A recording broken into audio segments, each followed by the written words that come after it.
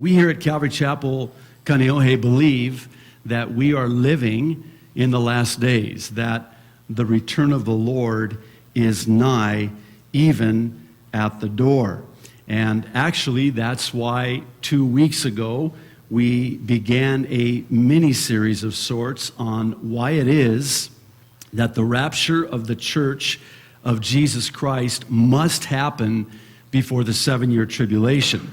Now, today will be part 2 in our study of the pre-tribulation rapture, and perhaps more importantly, why it is that it is absolutely vital that we know that and know why we believe that. See, it's not enough to know just what I believe.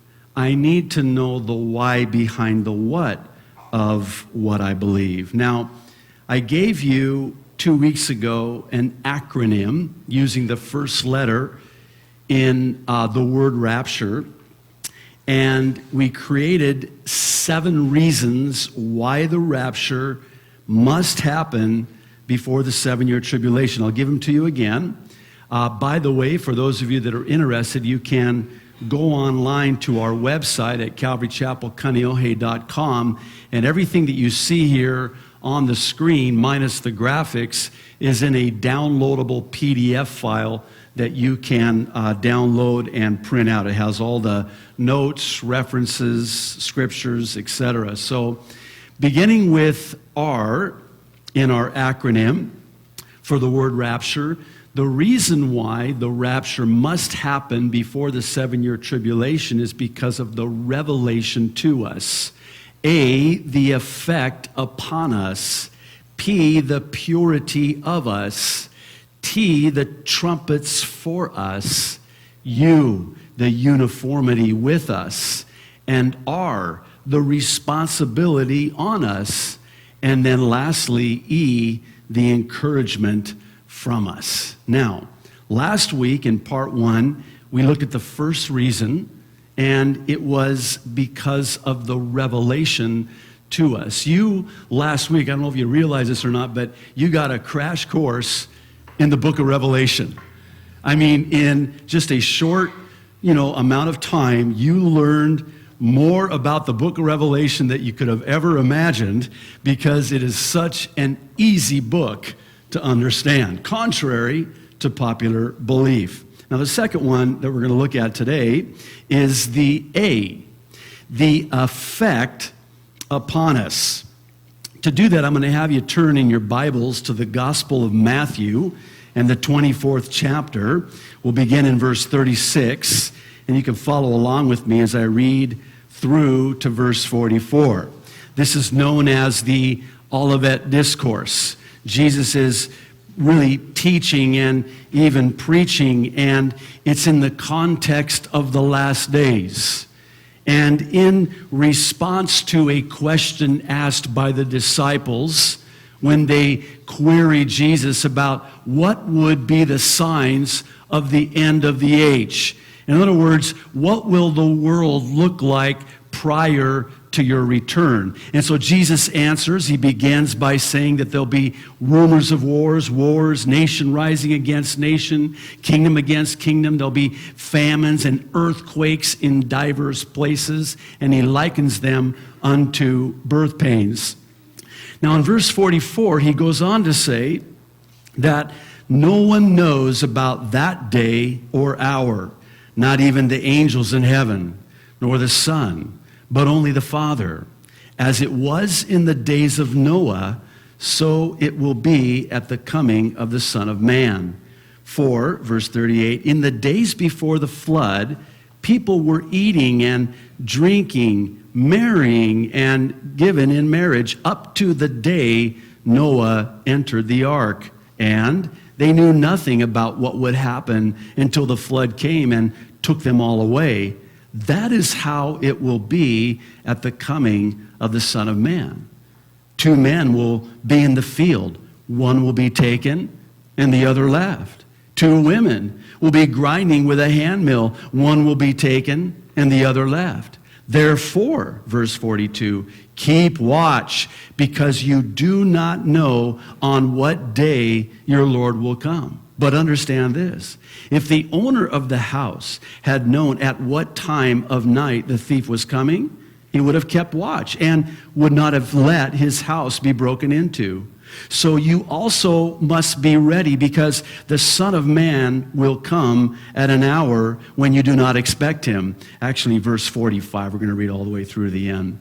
Who then, verse 45, is the faithful and wise servant whom the master has put in charge of the servants in his household to give them their food at the proper time? It will be good for that servant whose master finds him doing so when he returns. I tell you the truth, verse 47.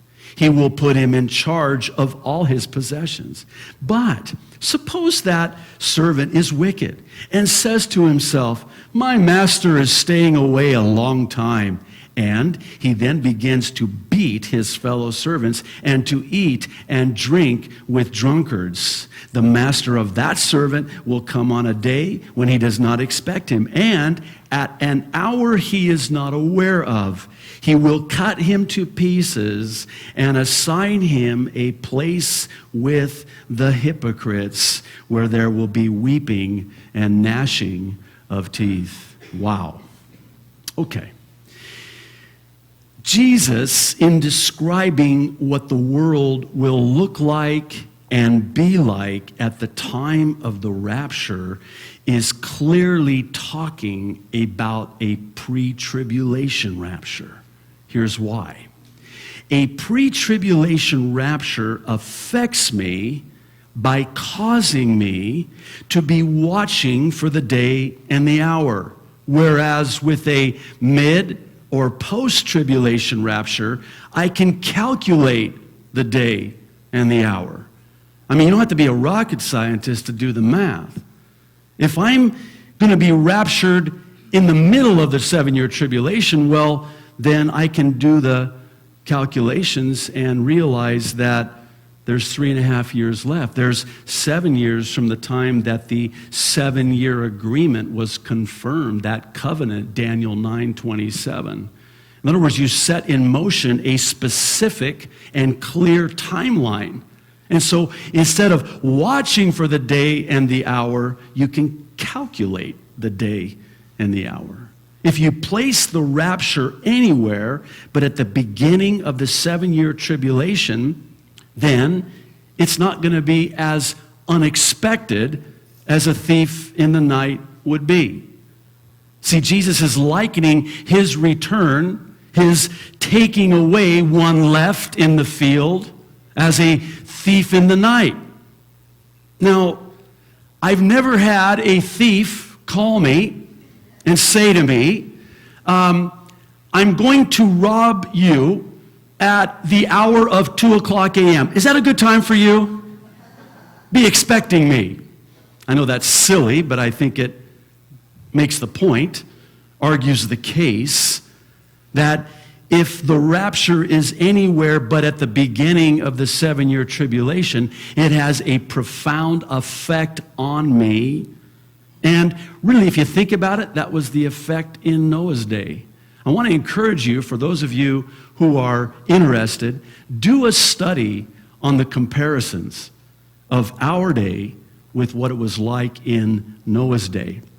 I'll give you just one little morsel that you can sort of chew on and whet your appetite, if you will. It's believed, based on archaeological finds, recent finds, that same-sex marriage was legal in Noah's day. Here's another one. I'm not going to give you all of them. You need to do this on your own as a Berean. Search the scriptures and see if it be true. But the population, based on scholars' calculation, in the day of Noah was at least, some believe, 6 billion with a B in population, because people lived so much longer. So there are a myriad of parallels between our day and Noah's day, but the most important one, at least for purpose of our discussion today, was the effect that this had in Noah's day. We're told, Jesus says that they knew nothing about what would happen until the flood came and took them all away. Right up until the day and the hour that Noah and his family entered the ark. And Jesus is saying that's what it's going to be like at the rapture. This passage that we just read in Matthew's record is speaking clearly about the rapture of the church of Jesus Christ. Now, when Jesus says that two will be working and one will be taken while the other is left, he's describing a world that seems to be about business as usual. They're buying, they're selling. They're building, they're planting. They're working. This is just another day at work. They got up that morning, they had no idea that their coworker, that coworker in the cubicle next to them, would be taken and they would be left behind. So, in other words, the climate, for lack of a better word, probably not a very good word in this day and age, but the environment in which we have described here would seem to indicate that everybody was just going about their business and knew not what was about to happen, what was about to come upon them until they were all taken away. See, the rapture has to happen before the 7-year tribulation. Otherwise, what Jesus is saying here makes absolutely no sense at all. See, what's the world going to look like right before the second coming? I don't want to be here to find out. We're told what it's going to look like, and suffice it to say, it's not a pretty picture. It is unspeakable cataclysm, horrific carnage. And it's really, in some ways, the antithesis of what the world will look like prior to the rapture. I don't think prior to the second coming there's going to be a whole lot of weddings. Pastors aren't going to be real busy performing wedding ceremonies prior to especially in the last half of the 7-year tribulation. So it doesn't fit. You can't make that work. It's not compatible. And really, it's the reason there will be those who are left behind. They're not expecting it. They're not watching for it. And that's why they're eating, drinking, planning, partying. No hurry, no worry. Which I believe is one of the most successful campaigns ever launched by Satan. Is to not try to deceive us that there's no heaven or there's no hell. Rather, it's to deceive us into believing there's no hurry and there's no worry, as with the wicked servant in the parable. Oh, no worry, my master delays his coming. He is staying away a long time. I've got time to party. So in addition to watching, the pre-tribulation rapture affects me by causing me to be faithful. Whereas with a mid or a post, there's no hurry, there's no worry. There are things that still need to happen. I've still got time. See, if you place the rapture anywhere but at the beginning of the 7-year tribulation, you delay Jesus' coming, and don't do that. Don't be delaying my master's coming. Jesus is coming, and he is coming soon, and he is coming, he said, at an hour that we do not expect. And in so doing, it will profoundly affect how you and I live our lives. That's why it matters. Let me ask you a question. How many times when you've been sharing the gospel with someone and you're trying to convey to them the urgency of the times in which we live, that they need to get right with God and they need to get ready because Jesus is coming? How many times have you heard someone say something to the effect of, well, I'm just going to party on right up to the last minute, and then, when things start happening, then I'll just, get right with God. I'm going to have my fun now, which implies that, being a Christian is no fun. And in all fairness to those who would say that, I almost can't blame them for that. I mean, they look at us and where's the joy? I mean, they're looking at our Christian lives and, here we are, It's, the grind. It's, hey, I'm going to church. You want to go to church with me today? Really? No, thank you. In other words, you can't have fun as a Christian. It's almost like, God just peels back the heavens and, through the clouds, yells at us and says, hey, you're having too much fun down there. Cut it out. We get into church and we start looking like the frozen chosen. And then the brother or sister in front of us raises their hands and they get a little Pentecostal. And we're over here all smug and, we don't want to, because we have sweat stains under our armpits, we don't want to raise our hands.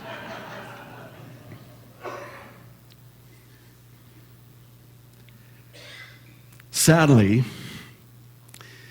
that seems to be the banner under which those who blow this off and shine this on rest their case. And that's the effect that a mid or post-tribulation rapture will have on people. It affects how they spend their time. Why? Because they still have time. And that's the effect that it had on the wicked servant. And in a similar way, it is also the effect that it has on the last days lukewarm Laodicean church. There's a common denominator. We've been talking a lot about Laodicea lately. We talked about it last week.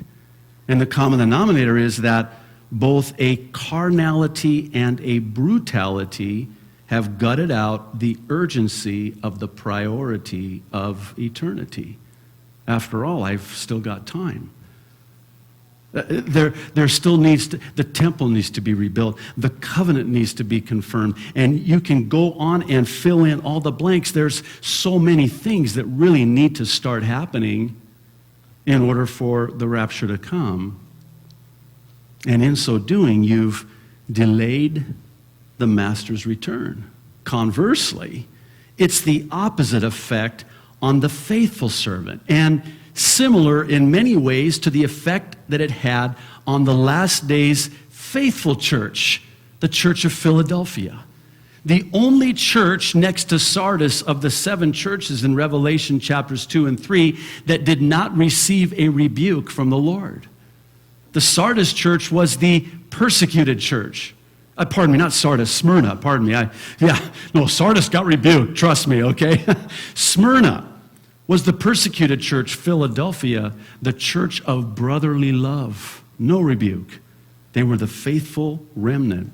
And the common denominator is that they both wisely lived with both an expectancy and an urgency for their master to return. See, for this church, for this servant, my master could come at any time, and I want to be found faithful in what he's called me to do, so that he can say to me, well done, good and faithful servant, enter in. I don't want his return to be for me as a thief in the night. And because there's nothing that has to happen before the rapture of the church, that has a pretty profound effect on how I live my life, how I spend my time, and how I look at things that are happening around me. And that's another effect that a pre-tribulation rapture has upon me. It causes me to long for his appearing. Do you long for his appearing here today? I mean, is there almost an ache, a longing for his soon appearing? I mean, I had it was either YouTube or Facebook, and it was you could just feel the heart behind the comment. Thank you so much, Pastor, for teaching on the rapture. It has so encouraged and blessed me because I want to get out of this wicked place. She's longing for his appearing because this world is not her home. She's just passing through. We're nomads, we're Bedouins, we're pilgrims, we're foreigners, we're aliens, as one translation renders it. This is not our final destination. Soon and very soon, we'll be taken to our eternal home. And so, as I look around this world, I think to myself, I really don't want to be around. I don't want to stick around. But the encouragement comes because the longing comes. Now, if you put the rapture in the middle or at the end, you're not longing because it's longer. That's just not a play on words. See, now, my longing has been deferred because the hope is longer. Because now more things have to happen.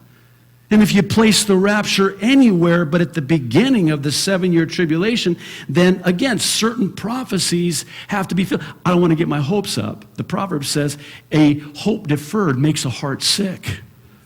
See, for the one who knows that the rapture happens before the 7-year tribulation, it affects my life. It encourages my heart because I know that at any minute that trumpet sounds and I am out of here. See ya. Wouldn't want to be ya. Bye-bye. Aloha. Masalama, habibi. Whatever you want to say. That was Arabic pidgin for those of you who didn't quite catch that. See, this affects the way I view Bible prophecy. I mean, this is a game changer, as they say, because now I'm looking for the appearing of the Lord Jesus Christ instead of looking for the appearing of the Antichrist. See, if the rapture isn't before, then I'm all freaked out about the Antichrist. I'm thinking to myself, I wish I was longing for Jesus Christ, but I'm fearing because of the appearing of the Antichrist, which must come first. Now, I want to address a question that is often asked, and I will never tire of saying this because I think it's so apropos, especially for those of us who are just so ready to get out of here. We want the Lord to come back yesterday, and we're longing for his appearing. Now, what if it's not as soon as we think? What if we have to go for another 4 more years? Sorry, that slipped out. I don't know, it must have been a...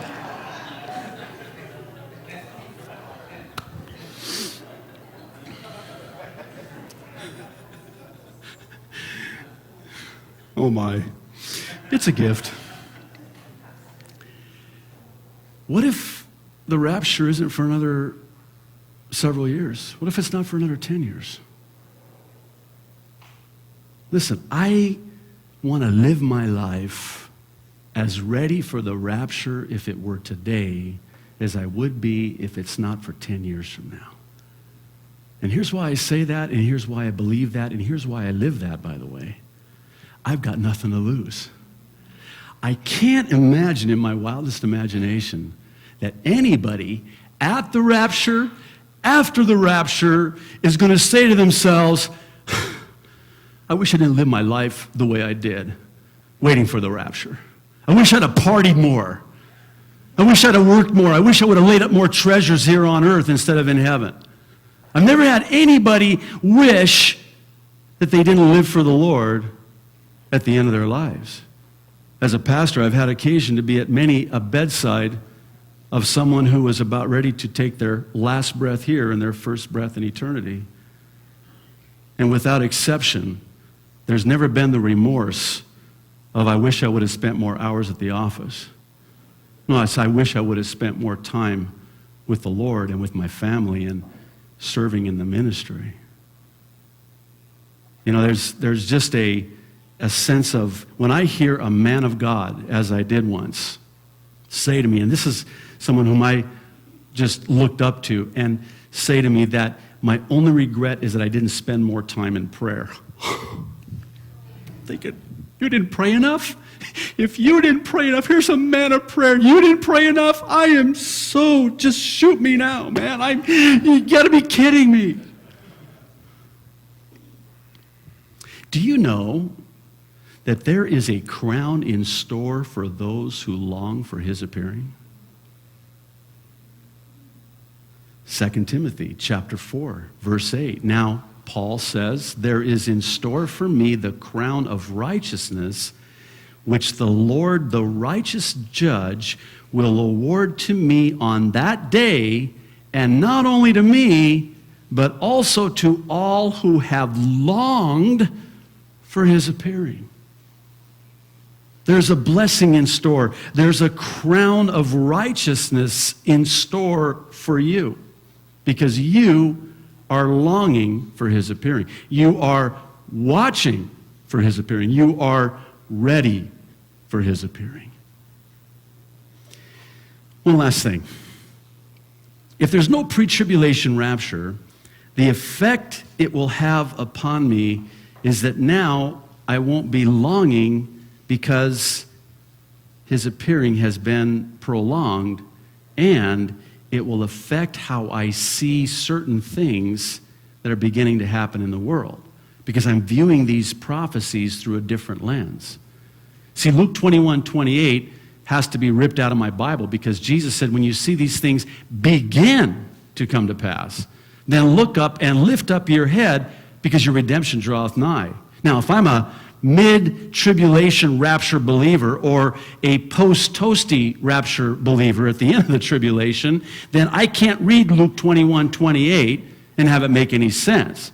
Because it should read, if that were true, that when you see these things begin to come to pass, then go buy land on the big island and farm your own food and store up and stockpile, because the tribulation is a-coming.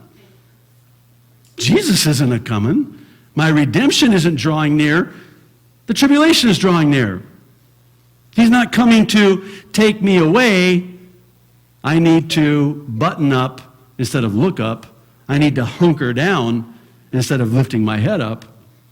Again, it's a game changer. Everything that I see happening around the world, especially those things which ultimately find their fulfillment in the 7-year tribulation, but they're already starting now. It's kind of like, I think just recently, someone put up the sign with the number of days left to shop before Christmas.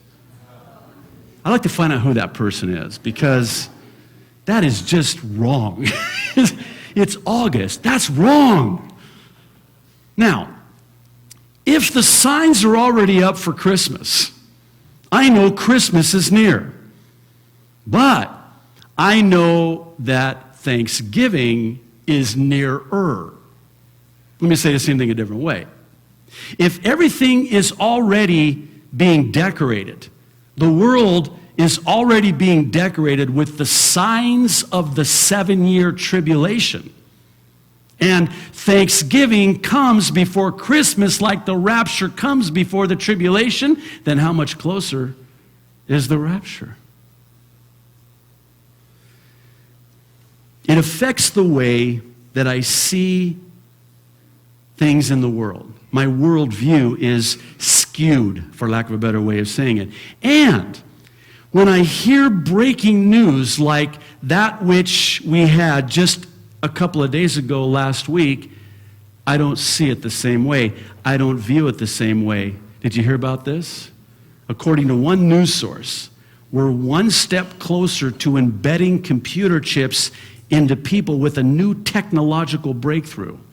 A team of researchers revealed a translucent, flexible circuit, a sort of electronic skin that you can apply to your own skin, just like a temporary tattoo. And once the device is activated, it can monitor your heartbeat, the flexing of your muscles, your brain waves. It can even detect speech. And outfitted with a wireless transmitter, it could send all the data straight to your computer, or maybe even to your doctor, or who knows, the limits of the, and I'm quoting, the limits, watch this, of the imagination of things we might be able to do with this. The possibilities are limitless.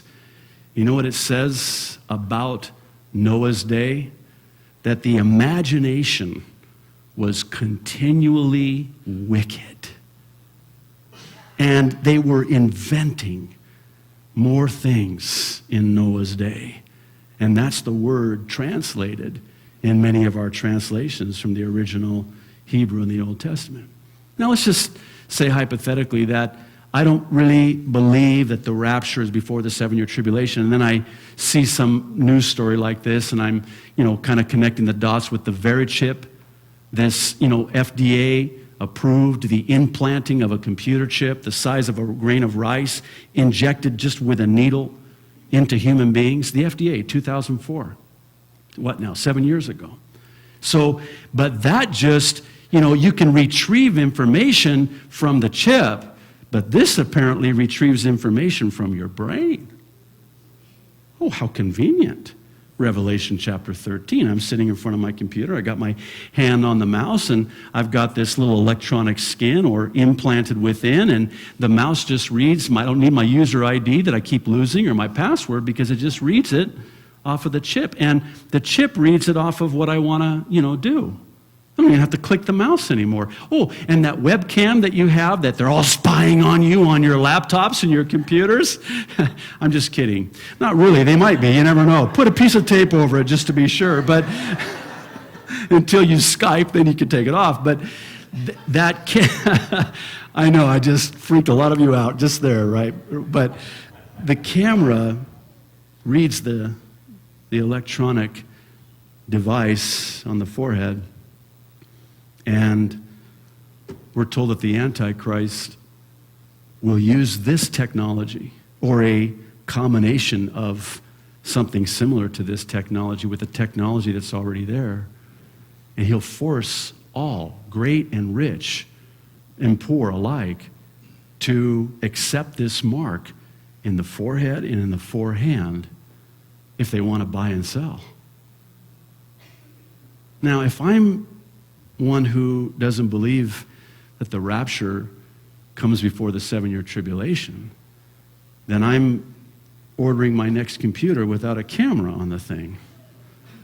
When I go into the doctor, and the doctor says, we have a better way now to monitor your heart and your blood pressure, and he pulls this thing out, you're going, "Ugh!" It changes how I view everything. And it changes how I live my life because of the effect that it has on me. Conversely, I believe that the rapture is before the 7-year tribulation. I see this, I look up, I lift up my head, and I say, Lord, Maranatha, come quickly.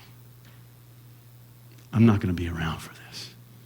I don't have to worry about this. This is not something that I'm going to be here for, because my Jesus is coming for me, and he will take me out of here, because he went to prepare a place for me. And he said, where I am, there ye may be also, because in my Father's house are many dwelling places. Now, by the way, that is going to come into play, Lord willing, next week when we get to the P, the purity of us. It's one of my favorite of all 7 of them, because we're going to talk about how it is that when Jesus said, I go to prepare a place for you, he's talking to his bride the way a Jewish bridegroom would say to his bride, now that we're engaged, I'm going to go build a bridal chamber, and I'm going to come and snatch you away as a thief in the night. And I'm going to take you to that place that I prepared for you. And we're going to celebrate and consummate our marriage together. And you know how long that marriage is celebrated for? A period of 7 days/years. While we're celebrating, as one said, the world will be tribulating. And that's the effect that it has on me. Let's pray. Father in heaven, thank you so much. How could we possibly thank you enough for telling us in your word why it is and how it is that we believe what we believe. Lord, thank you for not just saying it and just leaving it there.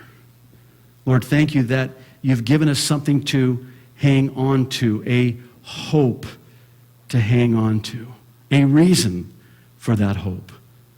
Lord, I pray that all of us here today will take it to the next level, the next step, and give to every man an answer because of that hope that lies within us. Lord, thank you. We love you. In Jesus' name.